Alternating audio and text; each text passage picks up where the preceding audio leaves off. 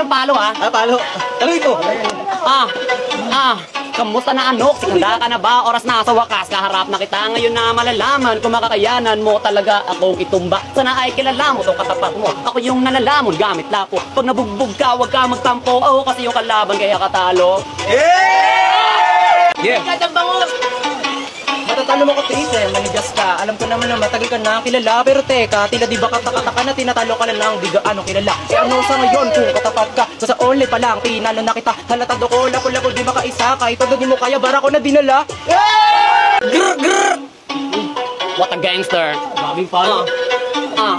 Sinasabi niya yung manigas, oy racist. Laban sa lapo ko matigas, oy ipis. Kala mo ba talaga, ikay makakaisa? Asa ka, wasak na, di pa nga nagumsa. Di pa ba, halata mo na dapat yung ngayon. Kaya ka na malalim, kasi alam mo maon. Tudala kong pakalim, tatama papadilim. Malagay, magaling mo pala mag-ilusyon.